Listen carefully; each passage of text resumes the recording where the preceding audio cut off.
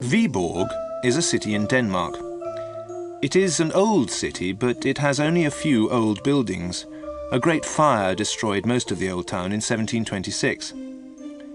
Mr. Andersen was writing a book on the history of Denmark. He went to Viborg in 1891. He wanted to study the history of the town. He stayed in an old building in Viborg, the Golden Lion Inn. The inn was nearly 350 years old. Andersen asked the landlord for a large room.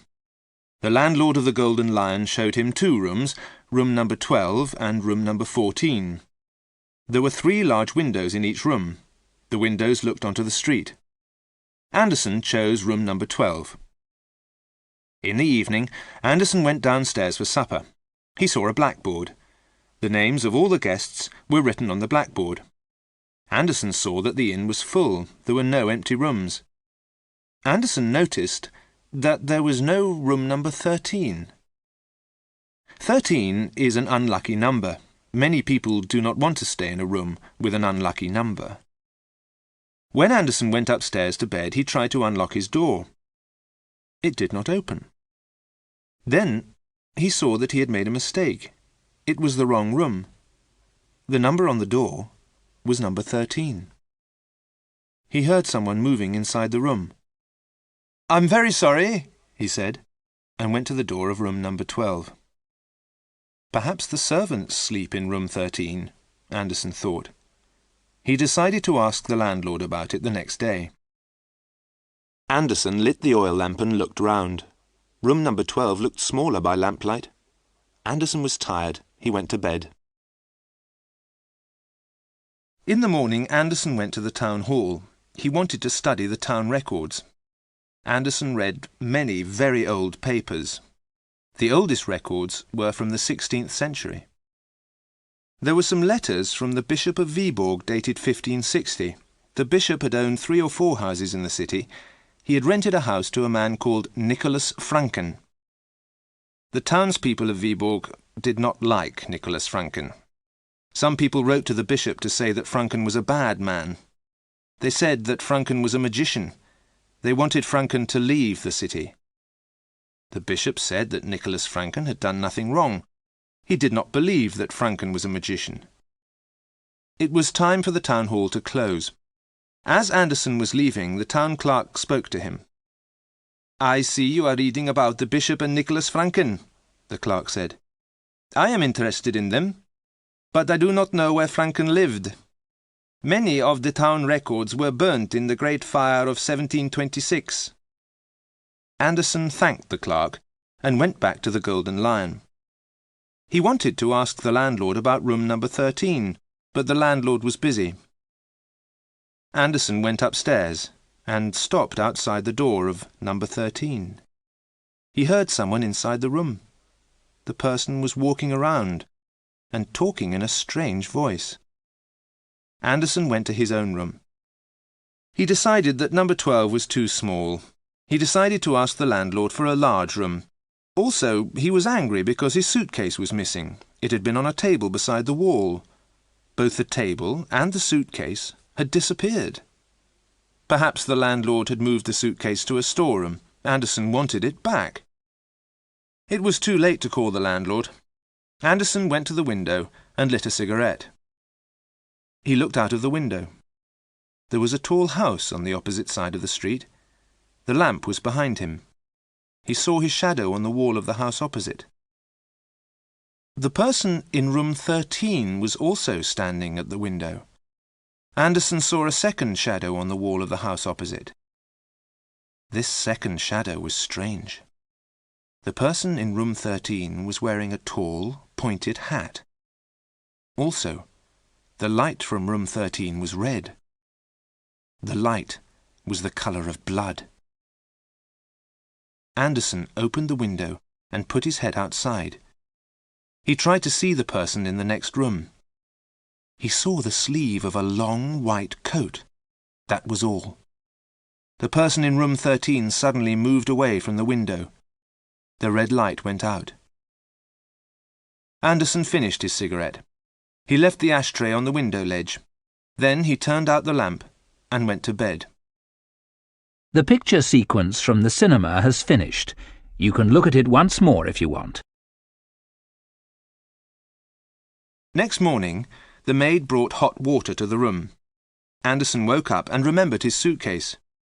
"Where is my suitcase, please?" he asked. The maid laughed and pointed. The suitcase was on the table beside the wall. It was exactly where Anderson had left it. He noticed another strange thing.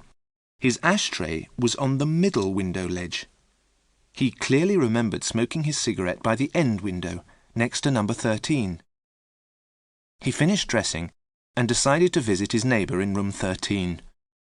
He was surprised when he went to the door of the next room. The next room was number 14. Anderson was frightened. Was he going mad? After breakfast, he went to the town hall and read more of the old papers. He found only one more letter from the bishop about Nicholas Franken. A group of townspeople had tried to make Franken leave Viborg.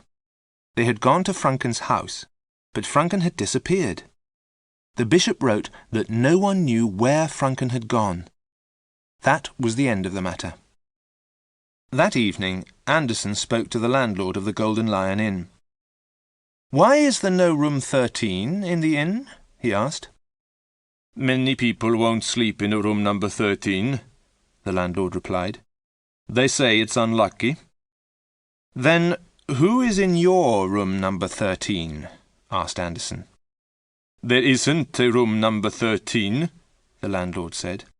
"Your room is next to room number 14. "Of course," said Anderson. "I must have made a mistake. Would you like to come up to number 12 for a glass of brandy and a cigar?" "I'd like to very much," said the landlord. They went upstairs together. They went past room number 10 and room number 11 to reach number 12. The landlord looked at the inside of number 12. "This room looks very small," he said. Anderson poured 2 glasses of brandy. Both men lit cigars. Anderson opened the window to let out the smoke. There was a red light and a shadow on the wall of the house opposite. The light came from number 13. The shadow was dancing wildly, but there was no noise. Anderson sat down to drink his brandy. He wanted to tell the landlord about the strange things he had seen. Suddenly, a terrible noise came from the next room. "Is that a cat?" asked Anderson. "Or is there a madman in the room next door?" "It's Mr. Jensen," said the landlord. "He often stays in room 14. The poor man must be ill." A loud knock sounded on the door of Anderson's room. Suddenly a man opened the door and came in. "Please stop that terrible noise," the man said.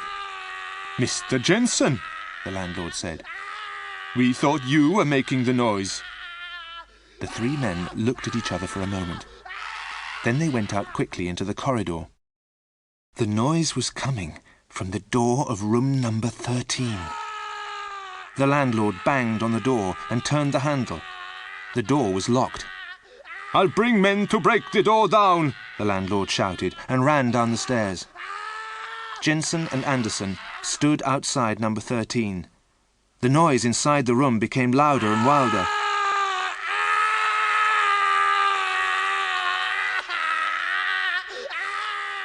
"I want to tell you something strange," Jensen said to Anderson. "My room has 3 windows in the day and only 2 at night. Perhaps you think I am mad." "Good Lord, my room is the same," said Anderson. "My room looks smaller at night than during the day."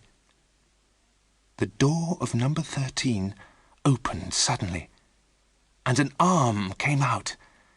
The arm was thin and covered in grey hairs. The fingernails were long and dirty.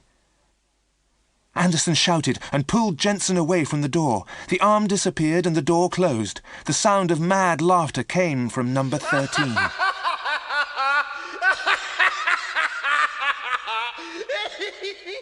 The landlord brought 2 men up the stairs. The men had axes in their hands. They swung their axes against the door of number 13. Suddenly, the men cried out and dropped their axes. They had hit a wall. The door of number 13 had disappeared. In the morning, workmen pulled up the floor between rooms 12 and 14. Under the floor, they found a box. There were old papers inside the box. Anderson thought that the papers belonged to Nicholas Franken, the man who had disappeared in 1560. No one was able to read the writing on the papers. It was in a strange language. The writing was brown. The ink looked old. But Anderson did not think it was ink. He thought the papers were written in blood.